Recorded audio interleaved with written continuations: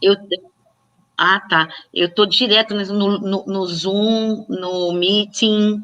Tem Ah, até um outro que é da universidade, que o meu marido dá aula horrível, que é um da é, Microsoft. agora a gente está É, online. já estamos online, né? Isso. Bom dia, pessoal. É um prazer estar aqui, retomando as atividades do ciclo de palestras do IPOL, agora no mês de novembro. E a gente tem o prazer hoje de estar recebendo a professora Nívia Ravena, com a palestra.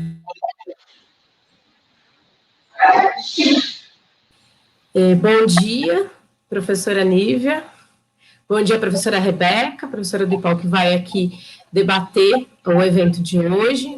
Vou começar apresentando a professora Nívia, tá, pessoal? A professora Nívia Ravena, ela é bolsista de produtividade em pesquisa do CNPq, nível 2, e atualmente é professora do programa de pós-graduação em desenvolvimento sustentável do Trópico Úmido do Núcleo de Altos Estudos Amazônicos da Universidade Federal do Pará. Ela é graduada em Ciências Sociais e mestra em Planejamento do Desenvolvimento pela Universidade Federal do Pará e doutora em Ciência Política pelo IUPERJ, com uma tese sobre regulação da água no Brasil, defendida em 2004. A professora Nívia é pesquisadora do INCT em Políticas Públicas, Estratégias e Desenvolvimento e consultora global do Global Environment Facility em governabilidade da água no projeto de gestão integrada e sustentável dos recursos hídricos transfronteiriços da Bacia Amazônica. Ela também é editora-chefe da editora do Núcleo de Altos Estudos Amazônicos da Universidade Federal do Pará, e as suas pesquisas discutem principalmente as temáticas da governança, da regulação, ação coletiva, comportamento político e comportamento ambiental, com ênfase na área de políticas públicas. Ela tem dezenas de artigos publicados sobre essas temáticas, dedicados principalmente a investigar nos territórios da Amazônia. E agora, em outubro de 2020, ela foi uma das professoras homenageadas pela Associação Brasileira de Ciência Política no 12º Encontro Nacional da ABCP. É uma alegria recebê-la, Nívia. Só para explicar para o público, a gente vai ter a palestra da professora Nívia, depois a professora Rebeca vai fazer comentários, vai debater a fala, e depois a gente vai ter, no final, perguntas do público para serem discutidas. Então, vocês podem fazer suas questões no Facebook ou no YouTube, que vão ser trazidas para o debate logo ao final. Tá bem? Muito obrigada por estar aqui com a gente, professora Nívia Ravena. Eu que agradeço. Eu que agradeço bastante. Gostaria de dizer assim, da minha enorme alegria, né? Me sinto muito acolhida, né? Por conta de você, Danusa, e também da Rebeca, né? A Rebeca, as nossas conexões de vida se mantiveram desde muito tempo atrás, né, Rebeca? Nós temos uma conexão aí que está sempre indo e voltando, mas e assim, tê-la agora nessa palestra, assim, como debatedora, é muito agradável, né? Além disso, queria agradecer também ao professor Lúcio, que foi quem me contactou, acho que talvez por indicação de alguma de vocês, mas foi muito interessante, eu pronto, né? Porque eu acho importante discutir um pouco essa questão dentro do campo da ciência política, né, e da área da ciência política, porque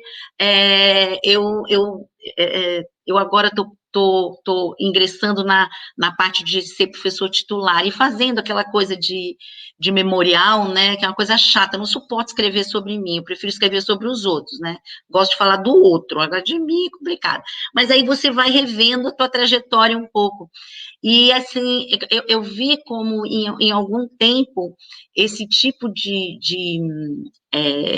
abordagem era bastante segregada, vamos dizer assim, a um segundo plano da ciência política, né? E, assim, eu fiquei tão emocionada de ter sido homenageada pela BCP, né? A BCP eu fui desde as primeiras, assim, as primeiras ABCPs eu frequentava já, e assim, quando realmente a gente como existe interdependência entre os campos de conhecimento, não é? Relativos às questões ambientais, que não podem, né, abrir mão dessa abordagem na ciência, da ciência política. Né? Eu venho de uma tradição interdisciplinar, que é o NAIA, né? O NAIA é um instituto que vai fazer 50 anos de pesquisa na Amazônia. Ele é o provocador na CAPES da abordagem interdisciplinar. E a área interdisciplinar da CAPES surge por muita pressão que o NAIA havia feito. E hoje, assim, quando eu estou em outras associações, né, internacionais, e eu vejo o esforço que os pesquisadores têm feito pela interdisciplinaridade, eu me sinto muito alegre por ter, pela minha trajetória, ter seguido esse caminho, não é? Que, na verdade, faz parte daquilo que eu vou falar agora, né? Então, na verdade, quando a gente está discutindo regulação ambiental e democracia, nós estamos trabalhando com uma perspectiva que está associada, e aqui eu vou ler um pouquinho, não está para o público, mas meus pontinhos, né, e a minha palestra que eu havia escrito, e passei a fazer assim, eu antes fazia tanto PowerPoint, agora eu gosto mais, mas que tem a ver um pouco com como é que esse entretecimento de uma perspectiva teórica é importante para a compreensão daquilo que nós estamos vivendo, não é? Nas escalas daquilo que um grande cientista político chamado Oren Young chamava de cross-scale interplay, né? Que são essas que eu chamo de entretecimento, mas ele falava muito numa perspectiva de dinâmica, né? Onde as dinâmicas de escala e as dinâmicas também teóricas e toda essa problemática, ela vai se entretecendo e se aproximando de uma complexidade que a gente acha que se aproxima, mas não se aproxima tanto. E essas interpretações, então, passam a ser de um campo, né, que é um campo mais ligado à ciência política, sem dúvida, mas também há algumas questões que são importantes e que vêm de outras disciplinaridades, que ao se comunicar, né, elas apresentam formas de interpretação que são insubstituíveis, penso eu.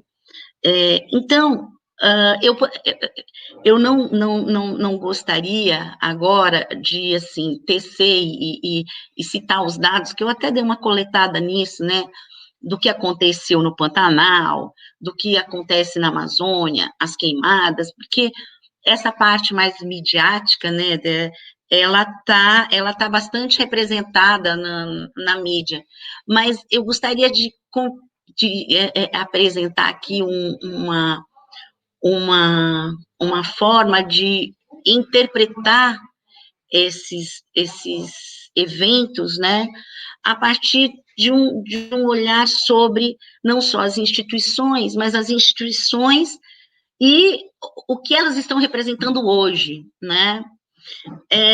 Eu fui para a aula inaugural também do mestrado de Ciência Política aqui da Universidade Federal do Pará, que eu faço questão, sempre eu faço questão disso, eu ajudei a criar esse mestrado, né, e lembro que tinha muita resistência, mas para que um mestrado em Ciência Política na Amazônia, né?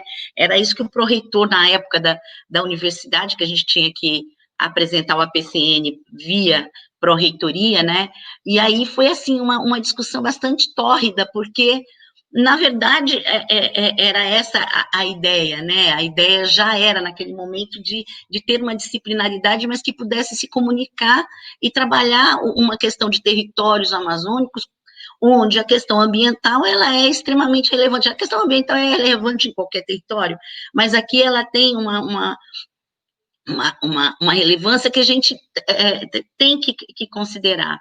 E, então, nessa perspectiva que eu fui dar a aula, e as meninas, que é a Dolores e a Eugênia, me pediam para falar do Estado, e aí é aqui que também eu vou pontuar. Essas mudanças que nós estamos verificando, né, na perspectiva do papel do Estado, e aí, no caso, como a temática é regulação ambiental, a gente tinha uma ideia de que sempre a regulação advinha dessa instituição, né? Então, o Estado, do ponto de vista regulatório, era o vertebrador, era aquele que colocava, não é, dentro de uma arena regulatória, ele era um ator-chave de uma importância considerável, no sentido de que ele era, né, o vertebrador daquilo daquela contenda, né, onde a regulação sempre as discussões clássicas sobre o jogo regulatório mostram que é um jogo de perdas e ganhos relativos, né, nos grupos que estão ali. E a gente vê essa instituição Estado cada vez mais num processo de mudança, né, e na área ambiental isso tá bastante bastante expressivo, né? E por que é bastante expressivo? Porque os contextos institucionais de cada território imprimem, né, a essa configuração do Estado performances diferentes. Então, aqui eu estou falando de um Estado que ele sai de um desenvolvimentismo, de uma prática desenvolvimentista que a gente teve, que vinha se desenrolando, para uma agenda que não dá para a gente chamar nem de neoliberal, porque tal a indiciocracia, tal a distopia que marca a ação, não é, dos governos que acessam essa instituição Estado. Eu digo aqui como é que a gente tem toda uma regulação ambiental extremamente interessante e ela, ao mesmo tempo, se mostrou tão frágil a ponto de esse tipo de governo, né, promover numa governança já estabelecida um debate, uma retirada de poder regulatório que parece, né, ser uma coisa muito meio dual, né? O governo incompetente com, né, a instituição ainda não colocada, mas não é tão dual assim, né? A gente vai olhar um pouco as bases disso, e elas são bases bastante concretas. Onde é que você acerta uma regulação?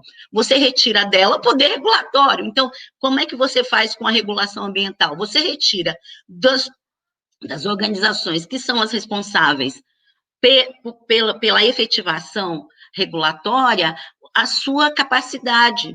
A partir do quê? Dos orçamentos. A primeira coisa que se fez foi retirar o orçamento. A segunda coisa foi o quê? Foi alterar os dispositivos institucionais em termos de representação, né? Então, em termos de representação, você retirou, por exemplo, aqui eu estou colocando a questão do CONAMA, né? O CONAMA tinha um caráter técnico, né, associado a uma dimensão política que garantia aos processos decisórios que ocorriam ali naquela arena um certo equilíbrio, né, e um certo, como é que a gente poderia dizer, não existe nada isento, mas havia uma certa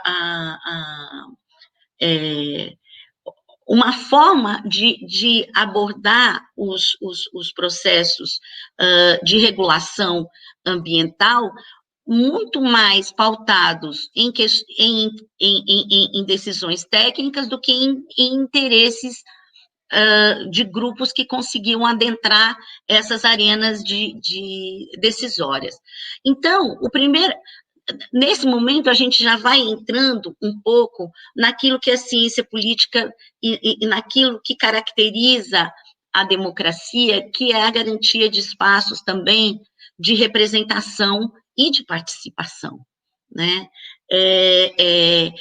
Nesse sentido, a regulação ambiental, ela vai perdendo, né?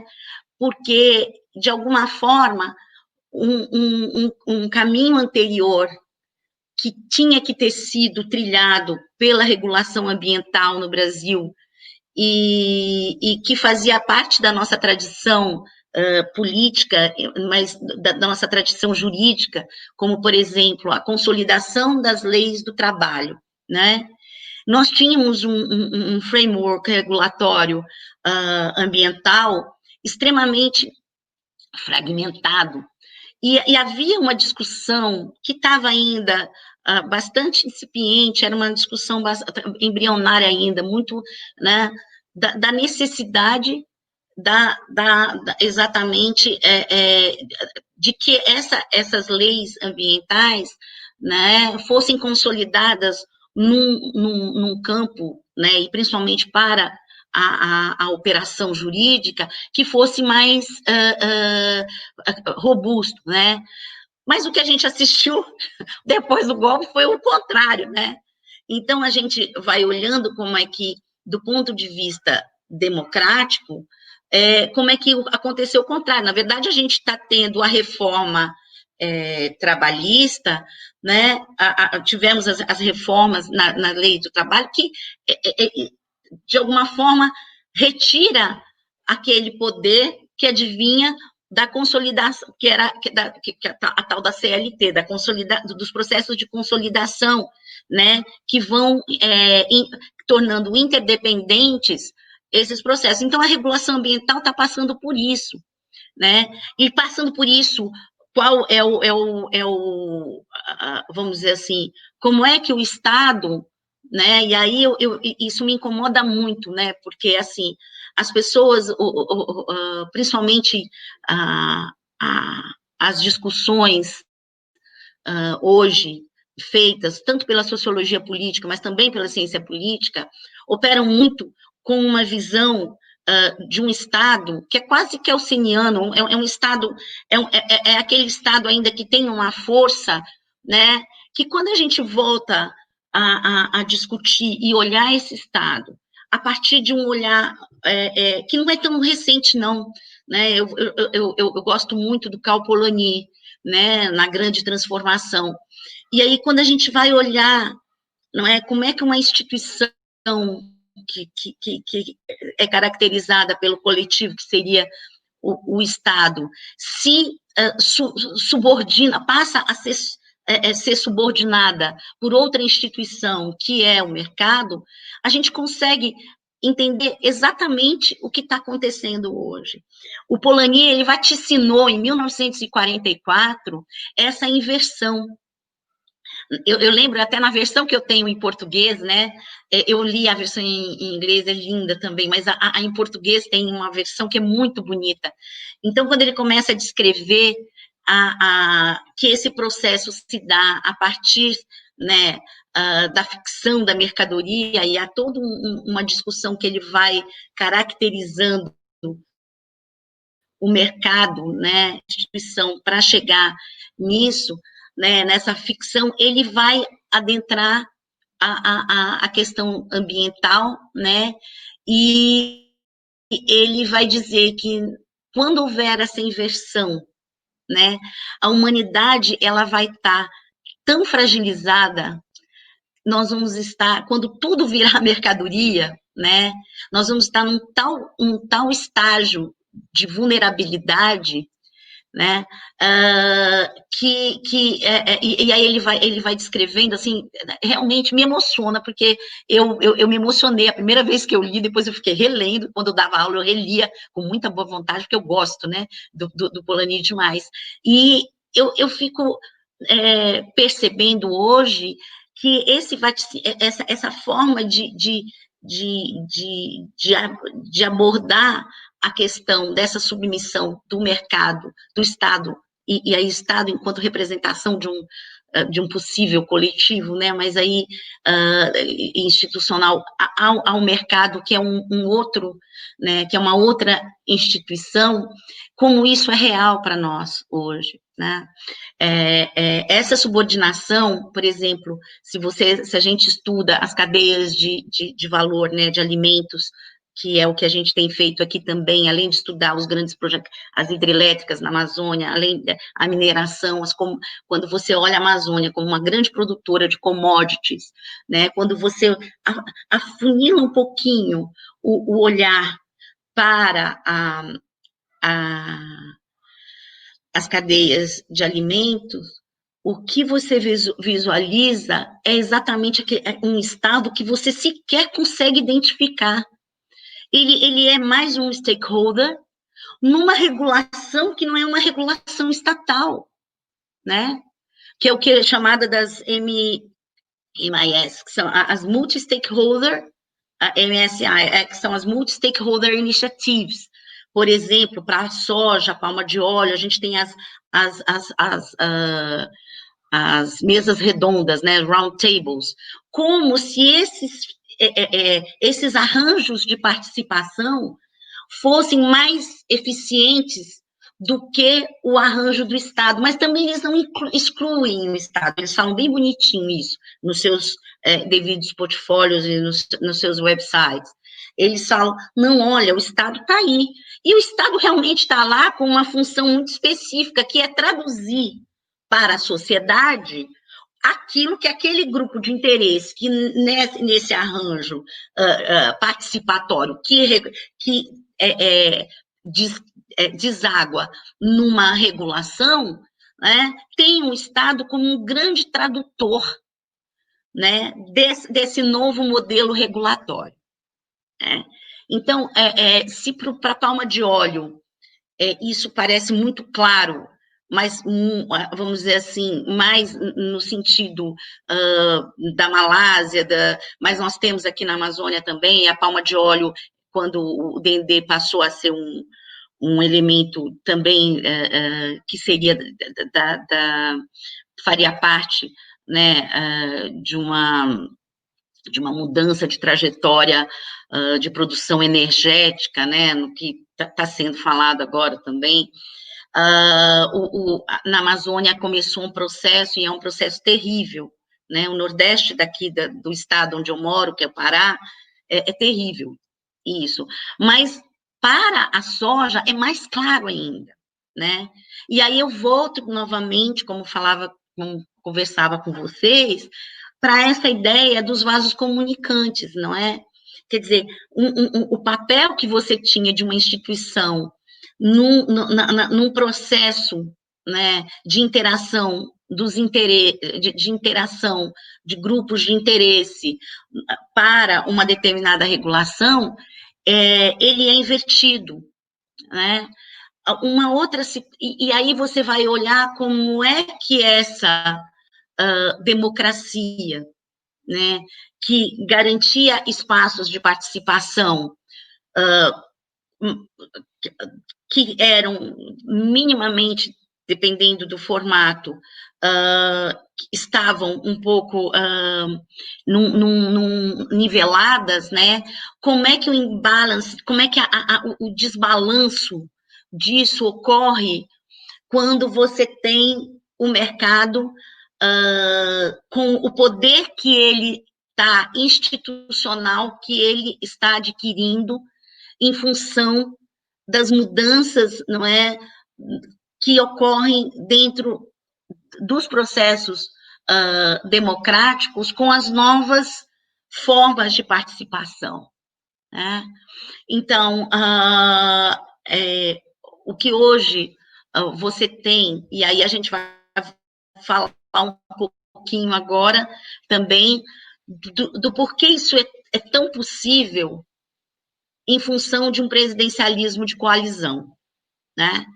Quer dizer, como é que essas alterações são tão pouco evitadas porque você tem uma bancada, né, que é uma bancada, por exemplo, que, no caso em tela aqui, a bancada ruralista, né, que consegue definir a agenda ambiental a ponto dos ambientalistas vierem dizer, olha, é mais fácil conversar. Isso é incrível, né? É mais fácil conversar com a ministra da Agricultura do que com o ministro do Meio Ambiente.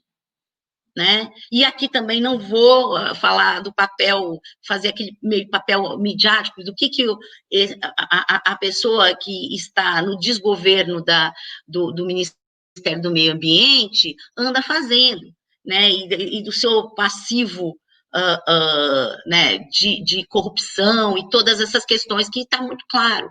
O que eu queria discutir aqui é como é que, dentro de uma perspectiva de arranjo democrático, num presidencialismo de coalizão, que até quando eu fazia o meu doutorado, era tudo de bom.com.br, né? Nós tínhamos um presidencialismo de coalizão que realmente causava uma fragmentação no voto, né? Eu me lembro muito bem dos meus professores, fantásticos, né? Mas do Fabiano, colocando essa questão, né, legislativa, né, do livro do Limonge, da professora Angelina, que era leitura obrigatória, que a gente acabava acreditando que aquilo era realmente, né, bom, a gente está, de certa forma, retomando uma regularidade democrática baseada em um padrão de interação que garante o processo. Quando, na verdade, né, não só o golpe, mas todo o processo anterior e o golpe demonstrou que, sem a reforma política, né, que corrigisse essa distorção, né, que o presidencialismo de coalizão com o multipartidarismo promovia dentro do Congresso, né, como é que isso tinha rebatimentos na democracia a ponto de chegar ao que nós estamos chegando hoje, né? E a gente está falando de Brasil. Só para vocês saberem, a Rebeca, para você, Rebeca, acordei 3 horas da manhã preocupadíssima com a eleição, né? E naquele momento o Biden tinha sido logo que o Trump tinha anunciado a história lá da Flórida, né? E aí, cara, para dormir de novo foi um desespero, né? Porque assim, você vê que as bases das instituições democráticas, elas estão sendo assodadas de uma forma, que aí lembro de novo, né? Numa aceleração tão grande, né? É tão rápido e tão intenso que as respostas daqueles que não usam da violência são muito vamos dizer assim, letárgicas, né? E mais do que isso, hoje, quando você olha, né, como as formas de assodamento, é a violência, né? Eu estou querendo falar tudo isso para falar que a gente tem que ler de novo a Hannah Arendt, né? A gente tem que ler que quando está dizendo na Rede Globo que os casos de Covid estão caindo no Brasil e que tem uma pequena aceleração aqui ou ali, é mentira. A gente está vivenciando aqui no Pará uma segunda onda que já está, né, lotando os hospitais. Manaus está uma loucura, né? E aí o que é melhor do ponto de vista daqueles atores que estão, os atores chaves do ponto de que organizam e disponibilizam a informação, quando, na verdade, há uma captura, que não é a captura do Estado, mas é de algumas organizações, não é? Que burocraticamente impelem a uma grande, né, a quem divulga esse tipo de informação. Então, o que eu estou querendo colocar com isso é que tem mais uma corrente teórica aí que seria muito importante que a gente entendesse, que é a secundarização do olhar para a atividade dos burocratas, né? Estou falando aqui do revolving door, estou falando aqui da discussão do street level, né? De todo esse mainstream, que poderia nos ajudar a entender como é que esse teatro político de regularidade democrática está se mantendo, mesmo derrubando todo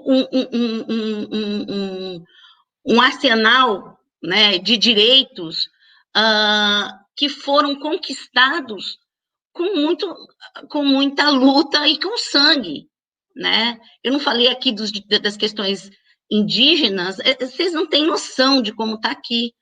E é claro que quem se mobiliza são as universidades e grupos, não todos os grupos da universidade, mas grupos das universidades aqui do Norte, que tentam fazer alguma coisa, né, e com a ajuda, claro, das universidades do Brasil como um todo, e é claro que os organismos internacionais, mas como é que isso se decanta para o nível do território? Porque no nível do território, essas populações, elas resistem por elas mesmas, né? Então, eu penso que nós, da ciência política, eu estou falando que nem o Tigrão do Ursinho Puff, o Tigrão fala assim, nós, tigres, por exemplo, toda vez que eu falo da ciência política, eu faço essa gracinha, né? Nós, da ciência política, mas a gente, na ciência política, talvez, tenha que adentrar um pouquinho mais dentro dessas possibilidades de estabelecer vasos comunicantes e de ter o nosso objeto, né, de estudo, que são as instituições, mas particularmente o poder, o Estado, né, revisitados em função daquilo, né, que nós, durante alguns anos, estamos vindo, né, acreditando que as instituições ainda têm um caráter, né, não capturado por grande instituição, né? Então eu estou passando, a Danusa me deixou em 11 horas e 3 minutos, eu passei um minutinho, né? Mas eu fecho um pouquinho a discussão, peço desculpas por não falar tanto da Amazônia, podia falar um montão de coisa daqui, que acabou o barco dos me pegou fogo, que a gente tem que correr enquanto pessoa, enquanto cidadão para ajudar esse grupo, o que está acontecendo com as mineradoras aqui, né, as mineradoras norueguesas, que têm grandes frameworks de regulação, de governança de risco, mas que fazem um duto criminoso, né, numa barragem de rejeito e joga o rejeito na água que os quilombolas têm que usar para sobreviver, né, mas na Noruega eles tudo ótimo. Então, assim, querendo ou não, né, querendo ou não, e aí a gente está falando aqui da Noruega, mas é complicado falar da Noruega, porque não é a Noruega, é uma empresa norueguesa, é o mercado, né, que também se apropria disso, né, para fazer esse teatro. Então, o teatro não é só governamental, é um teatro do mercado, é esse teatro que a gente precisa saber se a gente quer só assistir ou se também a gente vai fazer a nossa peça, né, ou se a gente vai também, vamos fazer aí uma interpretação, vamos entrar nessa interpretação e mudar, de repente, o final. Então, é isso um pouco, eu agradeço muito, né? Já passei aí agora mais 2 minutos, mais um minutinho, e fico aí à disposição. Gostaria muito de ver o que Rebeca tem também a discutir. A gente pode fazer esse bate-bola.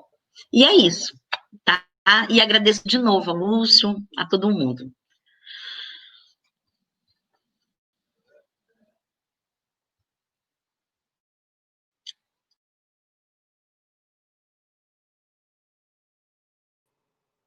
Olá, bom, Nívia, Danusa, ah, muito bom estar aqui, escutar vocês, escutar a fala da Nívia, que, que eu acho que é muito apropriado num dia de hoje em que a gente está, né, enfrentando uma realidade dura, que é o processo eleitoral nos Estados Unidos e a compreensão, vamos dizer, da dificuldade de reverter um processo de crescimento muito grande, de posicionamentos que certamente chamam, que certamente são problemáticos da perspectiva ambiental, né? E aí eu estou aqui inventando algo a dizer, escutando a nível na hora. Então eu vou começar assim um pouco falando sobre o que eu ouvi da fala dela, né? Que eu encontrei na fala dela 3 pontos centrais que eu achei importante para a gente discutir, né? Por um lado, em primeiro lugar, a Nívia fala para a gente sobre o nosso campo de ciência política e como temos lidado com o meio ambiente, né? Sempre, embora a política ambiental e a discussão do meio ambiente seja uma área muito forte lá fora, né? Tanto é que a única cientista política a ganhar um prêmio Nobel foi de economia, né? Foi uma pessoa que estudava meio ambiente, na Elinor Ostrom. Então, é um campo com uma força muito grande fora do Brasil, mas no Brasil encontramos muito pouca gente como a Nívia, que se dedicou a partir da perspectiva de ciência política sobre meio ambiente. Então, considerando a importância do tema, sua crescente importância, e especialmente a situação desastrosa em que o Brasil se encontra hoje, junto com o resto do mundo, mas a gente está no Brasil e falando dele, né? A importância de termos mais instrumentos para entender esse processo como um processo político, eu considero muito importante. Eu acho que tem a gente que acompanha a Nívia nessa discussão. E muita gente segue um pouco, assim, vamos dizer, uma parte da discussão mais do campo da política do meio ambiente segue a discussão mais de Elinor Ostrom, no sentido de falar sobre a lógica dos comuns, uma análise mais micro de como se operam a gestão de recursos naturais, etc.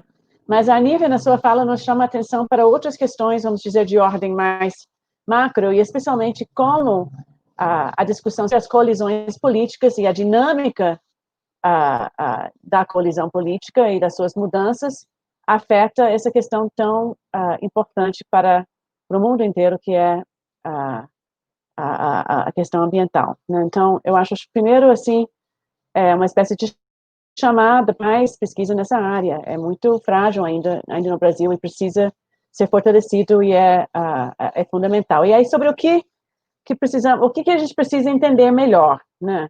Aí, os outros 2 pontos que eu escutei na fala da Nívia tem a ver com esses problemas ambientais que, da perspectiva da política, poderíamos ter mais investimento e atenção, né? Em primeiro lugar, ela chama atenção na sua fala para a facilidade do processo de desmonte de décadas de construção de políticas ambientais, né? O que está acontecendo nesses últimos ano e meio? Em que medida está havendo um desmonte irreversível, né? É muito difícil de saber, obviamente, porque a gente não consegue prever o futuro, mas é um processo muito difícil de ver. E eu acho que parte da história que a Nívia estava falando tem a ver com essa sensação da construção de uma política ambiental no Brasil ser uma espécie de caso do copo meio cheio e meio vazio, né? Meio cheio porque houveram muitas conquistas, né, nas últimas décadas, né? E a área ambiental era referência para outras áreas em vários sentidos, né? CONAMA, o primeiro Conselho Nacional criado lá em 1980, né? Uma área com forte dinâmica de colaboração entre organizações da sociedade civil e o Estado, né? Uma área especialmente marcada por relações muito densas e intensas, né? Uma área que foi privilegiada pelo Ministério Público, né? Então, ao longo de várias décadas, o Ministério Público foi se, né, concentrando, criando promotores especialistas na questão ambiental e todo um campo que tinha a ver com esse foco do Ministério Público de proteção dos direitos coletivos, né, que foi se fortalecendo de maneira importante, que foi sendo acompanhado por nós, etc. O licenciamento ambiental como uma política pública, embora frágil, mais institucionalizada do que, né, em outros países semelhantes, né? Então, você teve um processo, né, de fortalecimento que parecia, né, consistente, mas que não chegou a 2016, vamos dizer, forte o suficiente para resistir, né, esse desmonte, né? E sabemos que não foi, né, forte o suficiente, sabíamos que não era forte o suficiente.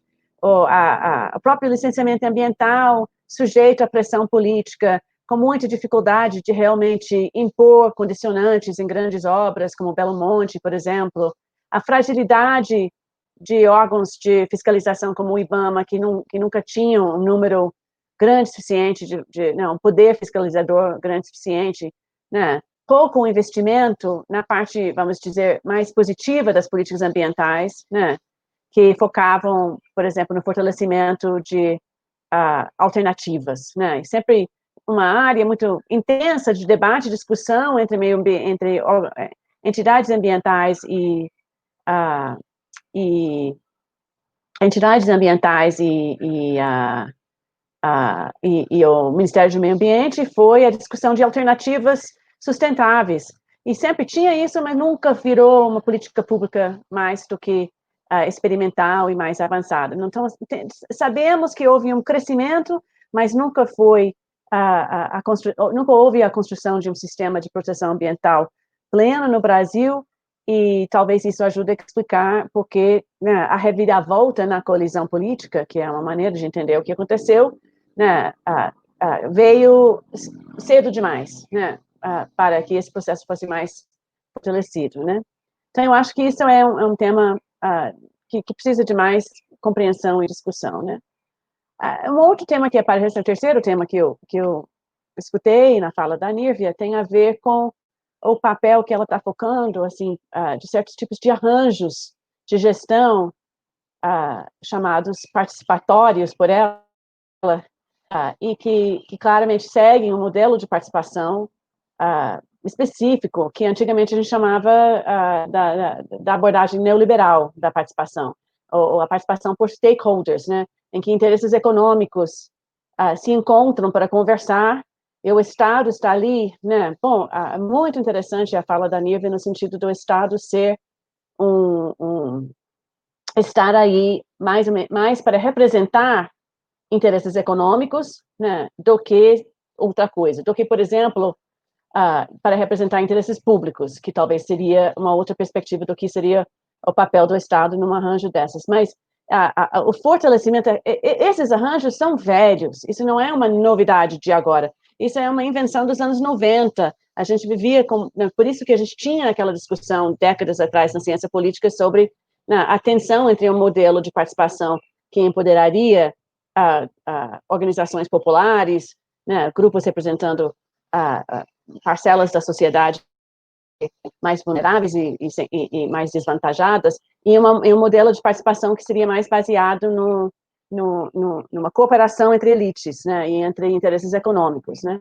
Então, esse modelo é antigo, né, e a gente vê, através da fala da Nívia, que sobreviveu esse modelo, e sobreviveu em grande parte dentro do Ministério da Agricultura, que durante essas décadas todas sempre foi o reduto de interesses econômicos, né? Nós tínhamos no Brasil, antes de 2016, um estranho governo federal, em que uma parcela do governo era, em que a coalizão política incorporava representantes, né, do agronegócio, e o Ministério da Agricultura era um espaço desse tipo de representação política, em que ou representava o interesse de um grupo econômico, e era sempre um ministério forte, né?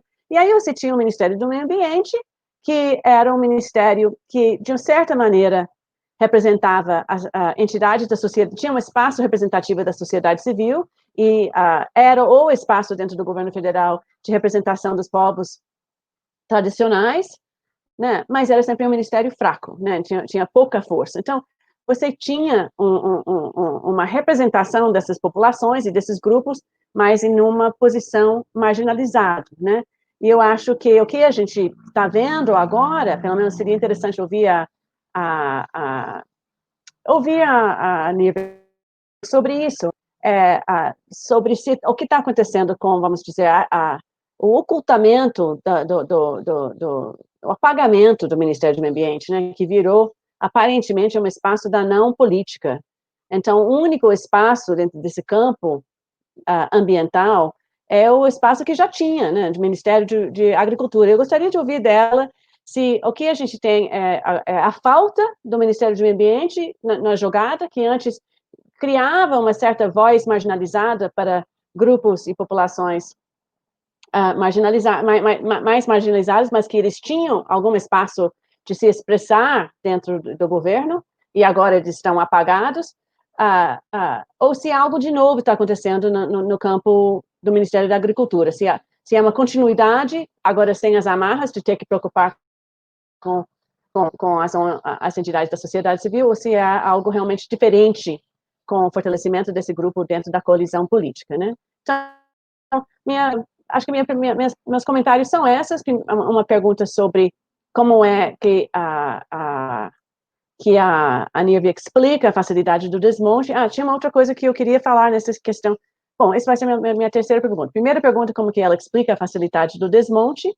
Segunda pergunta, sobre se está havendo continuidade, uma simples continuidade no Ministério da Agricultura, e que o que é diferente é o apagar do Ministério do Meio Ambiente, ou se esse apagar do Ministério do Ambiente é mais complexo do que a não política, porque também a outra maneira de enxergar é que novos grupos estão sendo beneficiados pela não ação do Ministério do Meio Ambiente. E eu acho que a terceira questão que eu queria chamar a atenção, até porque a Nívia fez uma live com a nossa colega Sueli Araújo, algumas semanas atrás, em que a Sueli falou de maneira bem mais otimisticamente sobre algumas das conquistas da área ambiental nesses últimos governos, e a Nívia, houve uma discussão ali sobre um tema que eu gosto, que é do ativismo dentro da burocracia, né? E eu tenho uma avaliação de que, ao longo dos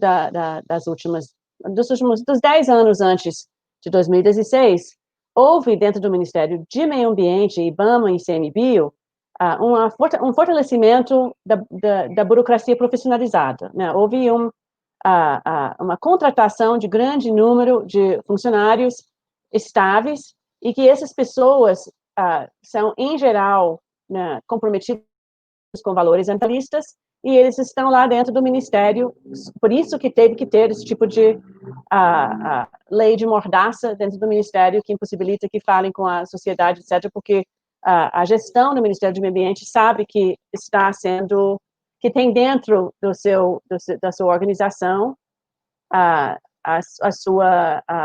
que tem dentro da sua organização um corpo profissional que é contrária ao que a liderança está fazendo, que é contrária ao desmonte. A Nívia falou um pouquinho sobre como está também tendo um ativismo burocrático, negativo, antiambiental. Isso, com certeza, é o que é a agenda do Salles e dessa agenda dentro do Ministério do Meio Ambiente. Mas eu queria ouvir ela um pouco mais sobre em que medida ela acha que tem alguma esperança de que esse corpo burocrático permanente do Ministério pode ser uma fonte de resistência, né? terminando, eu também, se ela tiver tempo, gostaria de saber se ela pode nos falar um pouquinho sobre os órgãos ambientais estaduais, por exemplo, no Pará, e em que medida, como que essas entidades de gestão ambiental estão lidando com essa mudança nacional, de coalizão nacional. É isso.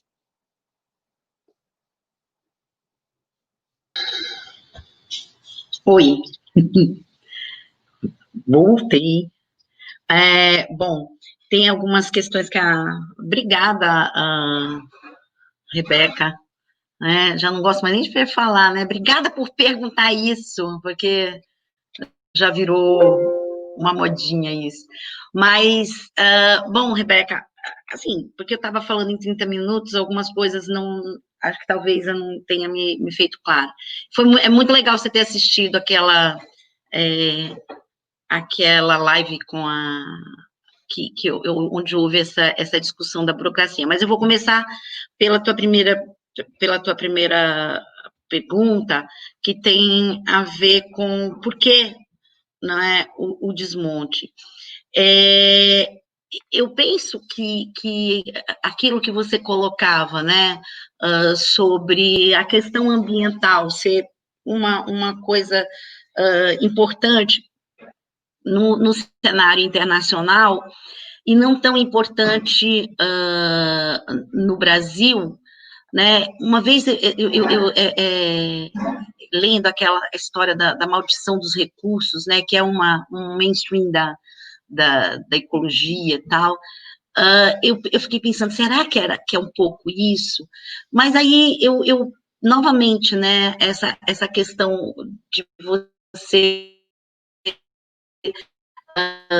uma análise um pouco mais focada na associação, né, de algumas teorias que parecem díspares. Eu penso que a gente tem um lugar, né, periférico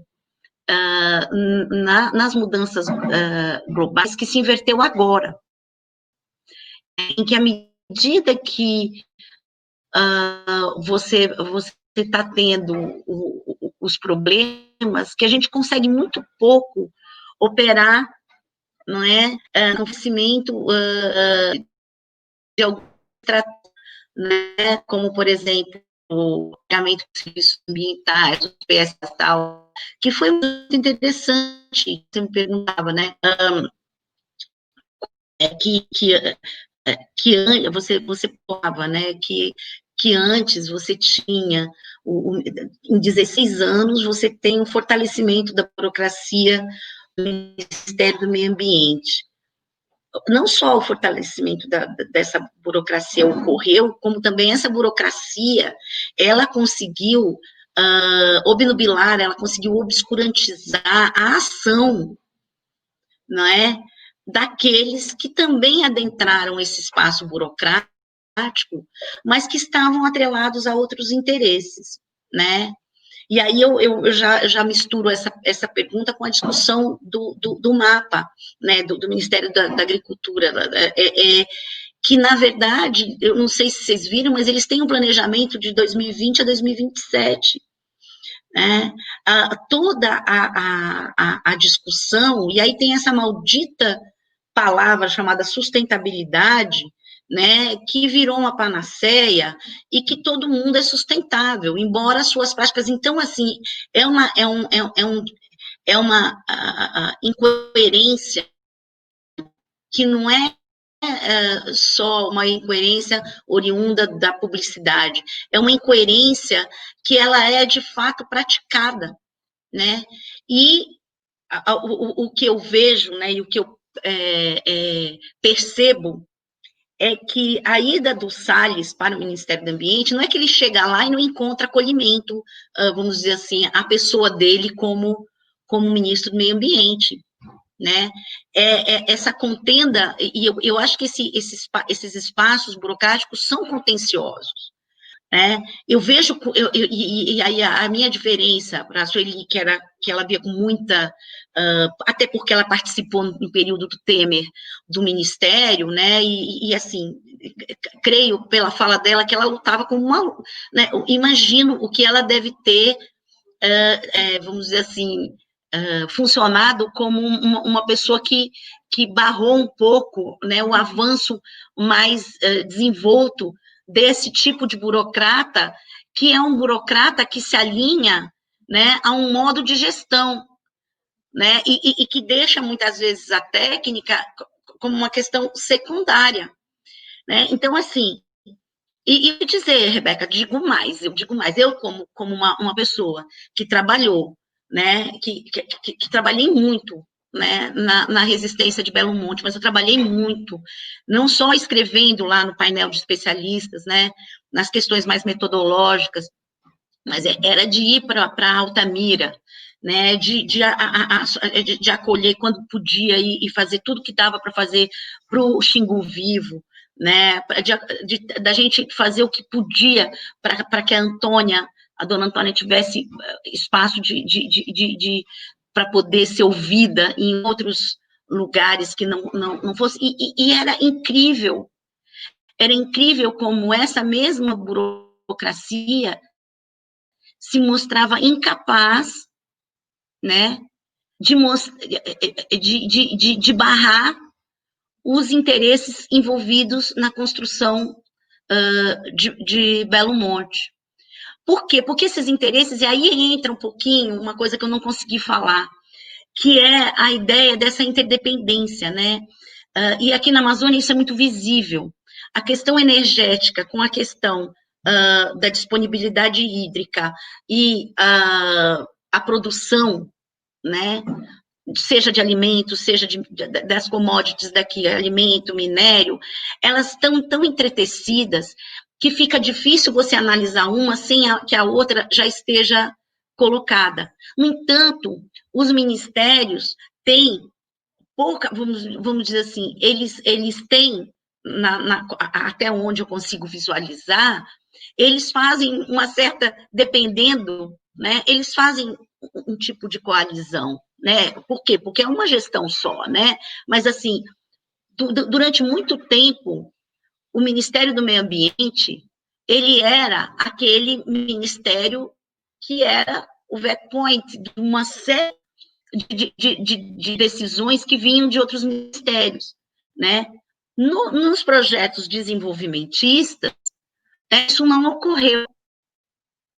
Né? Eu me lembro muito da Mary Alegrete antes, né, de Belo Monte. Me lembro muito bem de todos aqueles que estavam na democracia antes de Belo Monte. Em Belo Monte. Aí eu estou colocando porque a gente via aqui, né, não só as externalidades, mas os danos, costume falar em impacto uma ova, né? É dano, que a gente vivencia aqui é dano, né? E não é mitigação, é reparação. E não querem reparar, porque reparar é mais difícil, às vezes impossível, às vezes tão caro, né? Então, quando a gente viu Belo Monte acontecer, deu para a gente ver essa contenda burocrática, ela começou a se explicitar. Isso a gente está falando de 10 anos atrás, né? E ela vai se intensificando, né?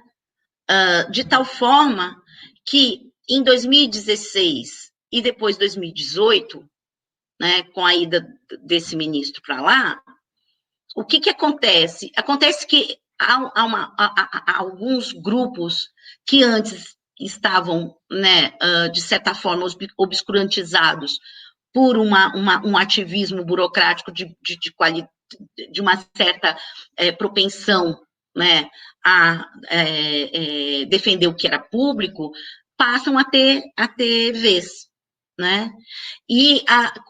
Então, por exemplo, vou também já adentrar uma outra pergunta que você me faz. Como é que estão os órgãos ambientais estaduais? Bom, a SEMAS, hoje é SEMAS, que antes era Secretaria Estadual de Meio Ambiente. Agora tem a palavra sustentabilidade do lado, então ficou SEMAS. Para você ter ideia, na mesma área onde é a Volta Grande do Xingu, que é um U, assim, né? Então, Belo Monte garroteou o Xingu aqui e aqui. Essa área que chama Volta Grande, era uma área que, naturalmente, no período de seca, ela ficava com uma lâmina d'água de 90 centímetros, mais ou menos. Com o garroteamento do Xingu na construção de Belo Monte, ela secou. Mas não era suficiente só isso, né, para danificar, para proporcionar dano àquelas populações que utilizavam aquele curso d'água, que utilizavam o território como um todo. Foi liberado pela SEMAS a operação da mineradora Belusan, é uma mineradora australiana, eu acho, canadense. Só para vocês terem ideia, ela vai um EARIMA de péssima qualidade. Eu tinha um aluno que era um aluno de pós-doutorado que vinha da química ambiental, e aí ele mostrou como é que o procedimento de extração e beneficiamento do ouro lá era tão ruim, que eles iam usar arsênio e outras substâncias. Mas só para você ter ideia, é 1 tonelada de terra para tirar 1 grama de ouro. E essas montanhas de terra iam ficar a 15 quilômetros da calha do rio, né? E aí é que volta aquela questão que você coloca da contenda burocrática e da questão de você não ter uma consolidação do ordenamento regulatório ambiental. O que acontece? Esses grupos vão se fortalecendo quando eles não conseguiram, porque há uma contenda, né, o Ministério Público Federal, e através, é engraçado, porque isso é muito ruim de pensar assim, através de um grupo de procuradores, né, ele vai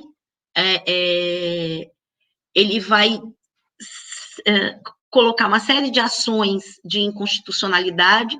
Uma coisa que, Rebeca, não sei se você lembra, se a Danusa lembra, acho que a Danusa lembra menos porque ela é mais nova, mas assim, na década de 90, o que a gente vivia de ADIM era incrível.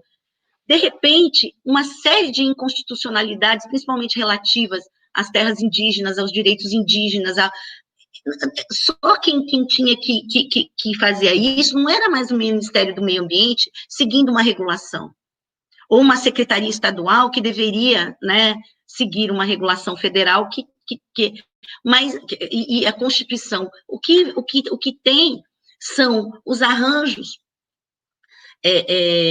burocráticos, né, e aí aqui eu estou falando do ativismo, não só de uma burocracia setorial, mas do ativismo jurídico também, né, que há todo um processo que contribui para essa desconstrução. Daqui é a primeira pergunta, qual é o motivo? Né?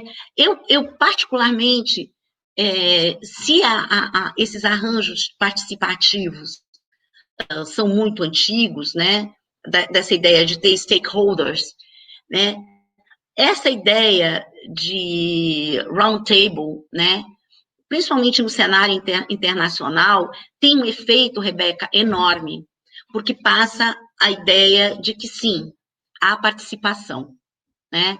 Uma das coisas que mais me incomodava quando eu estudei a regulação da água era que na verdade, era aquela coisa quasímoda, né, que acabou acontecendo, né, botaram um monte de corcunda na lei, e ela acabou, e as agências de bacia, o Dr. Kelman conseguiu enterrar, né, então os comitês, toda aquela discussão que você também faz, Rebeca, mas essa questão da participação, né, que não é a minha especialidade, mas ela é fundamental nos processos regulatórios.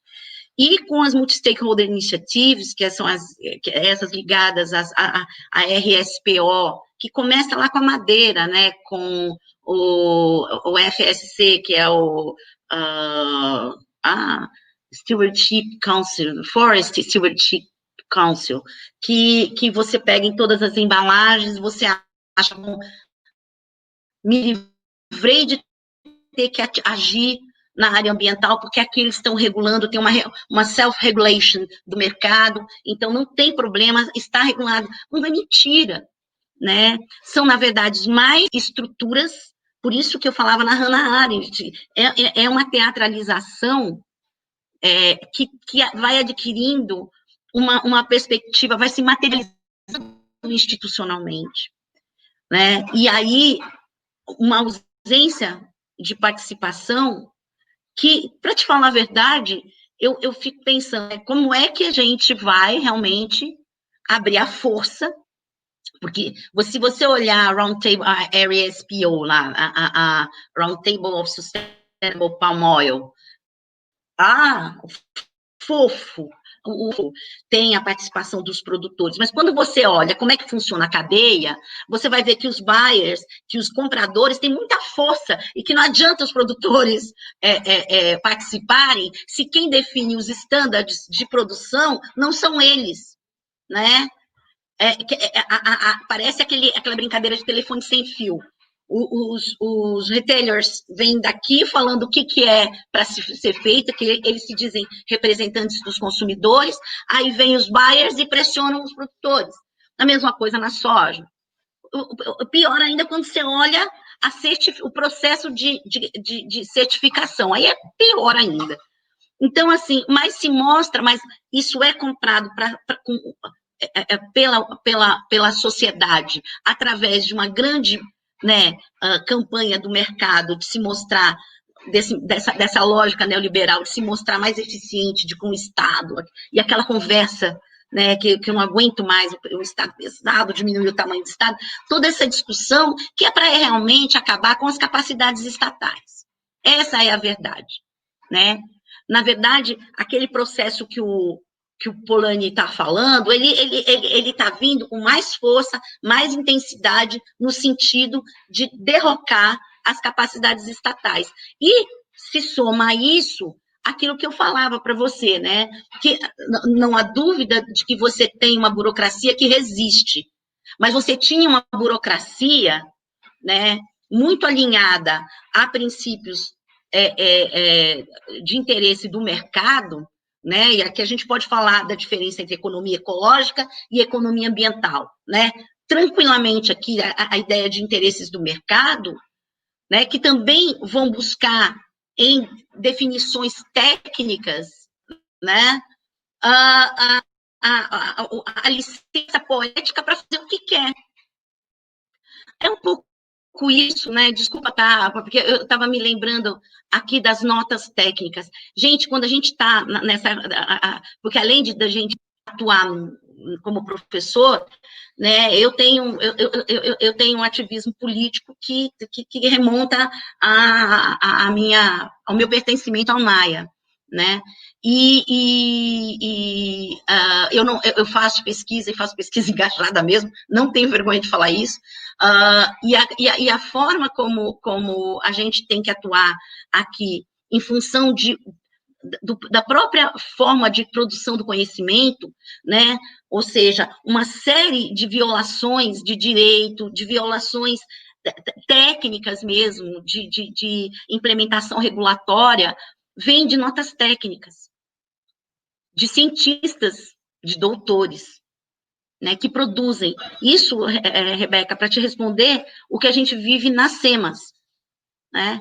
Quer dizer, precisou um procurador federal fazer todo um processo. Eu estava nesse momento que ele vai chamando as pessoas com quem ele pode contar, né? E aí, nesse momento, eu estava em Brasília, quando a Belusan foi parada.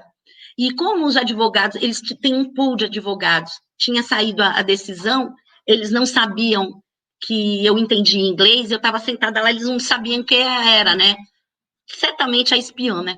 Aí eu estava lá só escutando eles falando para o pessoal do Canadá, não se preocupe, porque eles tiveram que informar que tinha sido suspensa a operação, e aí ele dizia, olha, não se preocupe, porque isso aqui é o nível federal. No nível estadual, né, nós temos toda a nossa rede, e nós vamos ter, essa operação vai ser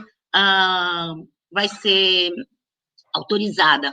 Aí eu corri com o Felício, o nome dele é Felício Pontes, o procurador. Não devia estar falando o nome dele aqui, mas ele é uma pessoa, uma pessoa fantástica. E aí ele tinha falado para mim, professora, eles não lhe conhecem, fique lá, né? Aí eu fui lá e voltei, quando eu voltei, contei tudo, né? Que eu sou boca mole, aí contei tudo que eu tinha escutado, o que fez com que ele pudesse se antecipar um pouco junto às SEMAS para meio que dizer, olha, né, tem uma decisão federal, se vocês fizerem isso, vocês também vão ser objeto de judicialização, né? Então, é mais ou menos isso, eu não sei se eu consigo te responder, mas, assim, algumas coisas, mas a gente precisava, talvez, eu não sei. Agora, assim, eu não sei por que a Sueli ela é tão, como ela era tão otimista, sabe? Eu vejo, assim, com muita dificuldade, eu vejo porque não é só lá, entende? São todas essas instituições, o CPQ, como essa burocracia, tem a burocracia que resiste, mas tem uma burocracia alinhada, né? E além dessa burocracia alinhada, você tem a contenda lá dentro, né? Que é a contenda que a gente também estuda, né, nessa teoria da captura tal, né, essa contenda que é a captura que pode ser feita dos espaços burocráticos, né, que são, na verdade, vertebradores da regulação. Obrigada, Rebeca, por eu poder ter me exposto um pouquinho mais, falado um pouquinho mais. E os pontos que você levantou foram fantásticos. Imagina, Nívia, a gente está caminhando para o fim do nosso evento. Eu tinha algumas perguntas, mas vou juntar com a pergunta que foi feita pela Mariana Fernandes aqui no Facebook, que ela pergunta o seguinte: o que a gente pode esperar da dinâmica de utilização do judiciário? Você falou aqui de ADINS, falou da aproximação com o promotor, o nível local, inclusive, né? Mas o que a gente pode esperar da aproximação com o judiciário e esse acionamento, né, do judiciário como um meio para tentar frear as medidas os retrocessos políticos, principalmente pelo Poder Executivo, né? Também gostaria de fazer essa pergunta, porque eu não tenho muita esperança também com o Judiciário. Eu acho que quando a gente observa, de modo geral, a atuação, quando chega no Judiciário, a gente acaba não tendo exatamente... não que não deva ser disputado, né? Mas também não tem muitas esperanças. E aí, uma outra questão que eu fiquei pensando, assim, Nívia, quando você traz, inclusive, a sua experiência de análise do processo, né, de Belo Monte, a Belo San e tudo, me lembrou muito o que a Fraser fala, assim, de que esse processo de avanço da razão neoliberal, ela não vai usar exatamente esse termo, né, mas o avanço do neoliberalismo, ele vai acontecendo já há décadas, né, inclusive naqueles governos tidos como progressistas, e que... Então, e aí é o tema da nossa palestra, né? O que é o futuro, né? Qual futuro podemos esperar? Como você avalia isso, né? É uma etapa deste longo processo, né? Uma etapa crítica. Como que você avalia isso? Eu vou... assim, a primeira pergunta que veio pelo Facebook. De novo, eu penso assim, eu não consigo polarizar muito, sabe? Porque, por exemplo, você fica um pouco em dúvida, porque você tem um ministro que quebra a proteção dos manguezais e das áreas de várzea, né? Podendo ocupar, e isso é uma coisa seríssima. Para cá, para a Amazônia, isso é muito sério, né? Por quê? Porque essa ocupação, ela existia num nível, que era o nível das populações tradicionais. Quando você abre essa, claro que é rarefeito, quando você abre essa ocupação para o agronegócio, aí tchau, né? E aí vem a Rosa Weber e quebra e diz, não vai fazer. Né? Então, eu penso que, novamente, de novo, aquela ideia que a gente tem do Estado, de que o Estado ele tem um núcleo, né? Aliás, o Brecht fala que o núcleo do Estado não tem, né? Você tem uma contenda interna, né?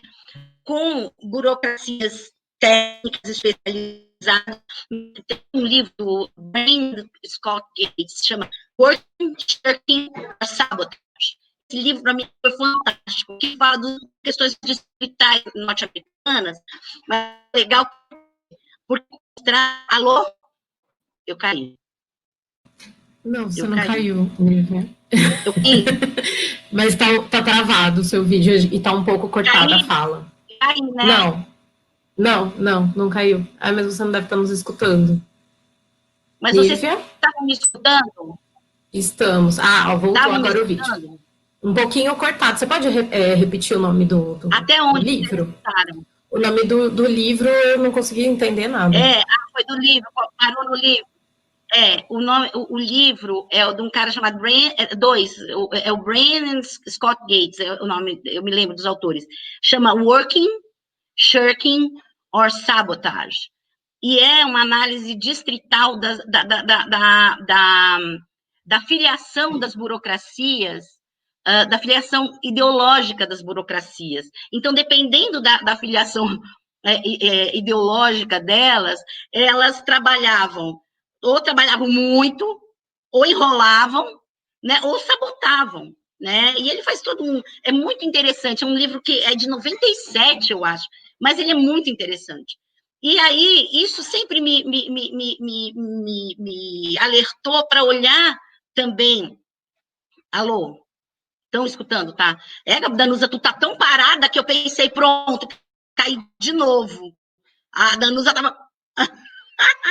Aí, isso sempre me alertou para olhar para a burocracia, para as burocracias que tinham interferência na dinâmica ambiental sob essa perspectiva. Então, quando você olha, por exemplo, o que aconteceu agora, né, essa questão da Rosa Weber, mas há tempos atrás, quando a gente tinha que falar de Belo Monte, você só conseguia pensar em corte interamericana, entendeu? Se você não pensasse em corte interamericana, e aí tinha mais um problema, porque a corte interamericana não julga questões coletivas, só questões individuais. Então, assim, há momentos em que você tem uma concertação, mas essa concertação também ela é permeada por essa contenda que existe no interior das burocracias, que se espelha também naquilo que o governo coloca. E quando você coloca a questão neoliberal e toda essa discussão, né? Eu tenho meus alunos agora, depois que eu li e apresentei uma vez, agora estou até meio arrependida, sabe? Que eu li o Dardot e o Laval e apresentei para eles a nova razão. Aí ninguém quer mais falar, entendeu? De outras discussões que nós temos. E aí eu fico pensando na questão da decolonialidade e que mainstreams que a gente tem que buscar para tentar explicar um pouquinho quais são os caminhos de resistência. Né? Para mim, o caminho de resistência ainda está na manutenção de 88, da constitucionalidade, e principalmente de ver como é que aquela janela de oportunidade dada aos indígenas, né, foi o caminho de garantia não só do direito deles, mas de direitos quilombolas, de outros direitos que estão aí hoje, de minorias, foram dados constitucionalmente a um grupo que é o grupo, a propósito, responsável, não só aqui, mas responsável na maioria do globo e do trópico úmido, por uma manutenção mínima das condições planetárias. Então, eu penso que a gente está num caminho aí, eu não quero ser otimista, porque está difícil ser otimista, mas eu vejo, sim, uma predisposição, né, da sociedade agora a olhar com outro olhar de grupos da sociedade que não são só aqueles grupos diretamente ligados aos indígenas, né? Eu me lembro, na época do governo, do primeiro governo, não, no segundo governo do Lula, que eu fui para ir para Brasília e tinha o nome, a Débora Duprá, né? que é uma procuradora federal, ela era fantástica, ela era, assim, ela e um grupo, e foi rápido, foi muito rápido, que quando subiu o governo Temer, eles foram, assim, rastear, foi uma rasteira, assim, violentíssima. Então, eu acho que a gente tem que, como cientista político, identificar também em que medida as nossas instituições de garantia de direitos estão submetidas não por um processo de check and balance ou de grupos de interesse que tem que se alternar, não, porque direito não se alterna, né? Então, como é que você pode alternar governo e, com isso, alternar direitos, né? Direito não se alterna. Então, eu acho que eu vejo muito um grupo, né, associado que não é a mídia oficial. Eu vejo um pouco da população, né, que não está inserida nessas discussões mais teóricas. Às vezes eu fico até com vergonha, sabe? Eu sinto muita vergonha de não estar fazendo o que eu fazia antes, né? Que, aliás, eu conheci a Rebeca fazendo isso. Lembra daqueles encontros que o Jean Ebert fazia, né? Que a gente ia com os camponeses, a gente ia com esses grupos, né? E hoje em dia, a gente faz o quê? A gente acha que a gente está lindo porque participa de um grupo de consumo consciente. Não, não é, né? Quer dizer, mas esses grupos estão muito mais organizados do que estavam antes. Eles estão muito mais alertas do que eles estavam antes. E eu acho que é via esses grupos, né? Não os grupos ao qual nós pertencemos, desculpa, mas é assim que eu penso, esses grupos mais de uma elite, né? E que às vezes é elite intelectual, são esses grupos que vão fazer a diferença numa outra prática, que não é a prática que a gente chama de democrática, né? Então, assim, são outras práticas, né? E aí eu entro na questão alimentar, eu entro numa série de outros modos de viver que vão ser disponibilizados e que, ao serem disponibilizados, vão exigir daqueles que queiram esses modos de viver abrir mão de uma série de outras coisas também, né? Então, toda vez que eu vejo, aliás, eu passo algumas lives para ver o Krenak falando, a Sônia Guajajara falando, né?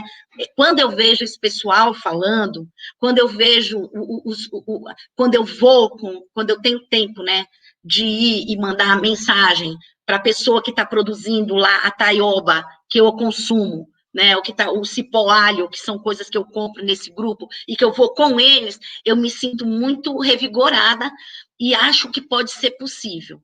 Eu acho que pode ser possível um outro caminho. Agora, se a gente insistir, né, naquilo que a ciência política deu uma quebrada, mas que eu não sei se vai continuar. Eu realmente, Danusa, não sei se vai continuar na BCP aquilo que a Flávia envergou como linha, né? Aquilo que eu não sei se a Luciana vai levar, eu conheço a Luciana de muitos anos, né? Ela tem uma outra linha, né? Ela que não é a linha do estudo de gênero, como eram as meninas, tal, e da decolonialidade. Mas eu acho que se a gente não discutir um pouco isso, não discutir um pouco como é que a gente pode estabelecer, né, um quadro de análise que tem a Ostrom, né? Aliás, aí, Rebeca, tu sabes que eu conheci ela não era, eu conheci ela lá em Indiana, né? Aí ela era famosérrima. Aí eu fui para um negócio de economia ecológica, que ela ia ser a keynote speaker, mas ela não era famosa. Aí ela estava sozinha, assim, e nessa época eu estava trabalhando com meu marido. E aí eu falei para ela, professora, você não quer almoçar? Aí ela estava sozinha, com quem almoçar. Eu falei, professora, você não quer almoçar com a gente? Ela veio almoçar. Ou é doce. Nossa, eu nunca vi uma pessoa doce. E aí eu perguntei, eu perguntei, ela seu marido, que o Vincent Ostrom é um grande federalista lá, né? Ele que... Aí ela só trabalha com o marido, dá certo, porque olhando ele, ela falou, minha filha, dá sim, vai em frente. Ela era muito fofinha, era uma pessoa muito, muito incrível, né? Ela era...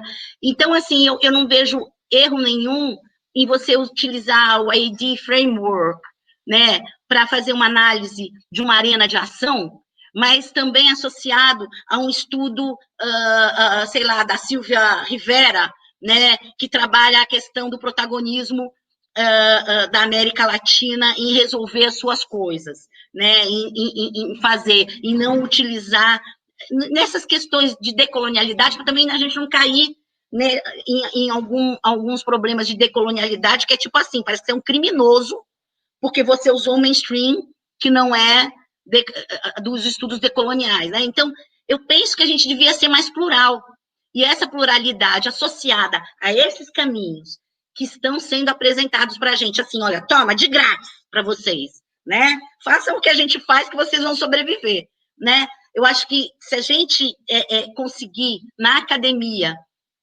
processar isso junto com essas pessoas, e não fazendo aquela frescura de eu vou traduzir o que o camponês, ou então vou traduzir o que... Não, não é, porque a gente aprende com eles, né? Então, se a gente conseguir fazer isso avançar, eu vejo muita luz aí na frente, né? Agora, se a gente permanecer como foi o que a gente fez alguns anos atrás, nós permanecemos, né?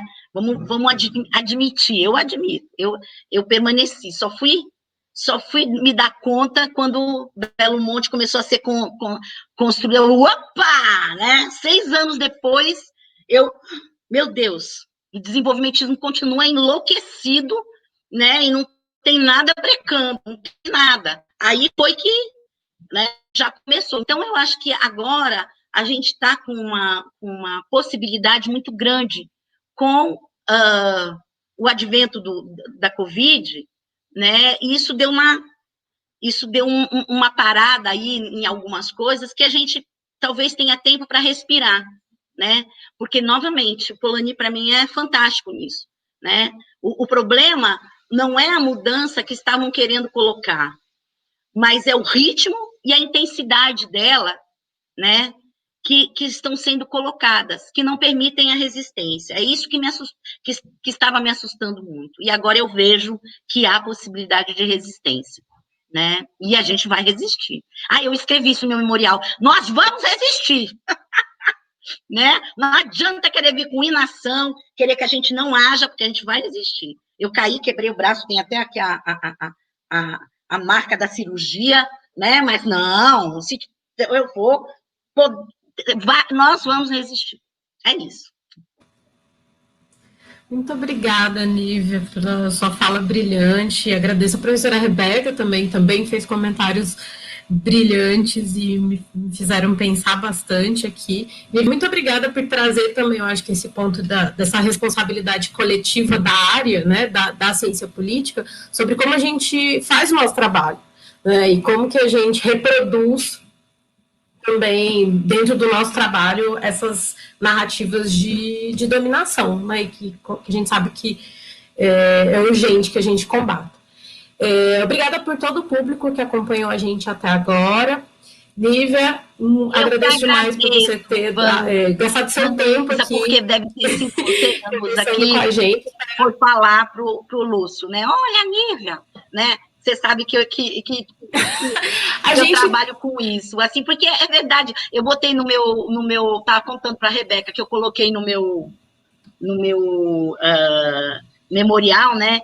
Que a única pessoa que me aceitou foi o Renato Bosch, porque naquela época que eu fazia doutorado, ou você fazia estudos legislativos, ou você estudava partidos, né? Fora isso, você era uma outsider, né? E eu era essa, né? E aí eu sofri um bullying depois, então, era um bullying. Se eu estivesse na escola ainda e fosse adolescente, eu estava traumatizada. Mas aí aquilo era para mim um desafio e eu continuei, né? Então, assim, eu te agradeço muito, muito, muito por ter lembrado de mim. Imagina, eu que agradeço mesmo a sua disponibilidade em discutir com a gente. E discutir, assim, a partir daquilo que é central, mas que a nossa área instituiu como margem, né? E a gente vai sempre resistir, eu concordo com você. Muito obrigada, gente. Obrigada pelo público também. Vamos sair, então. Beijo. Nosso próximo tem sido só a primeira vez. Tá bom. Vamos ver o que a gente pode fazer junto depois, né? Tá bom? Sim. Beijo. Tchau, tchau. Tchau.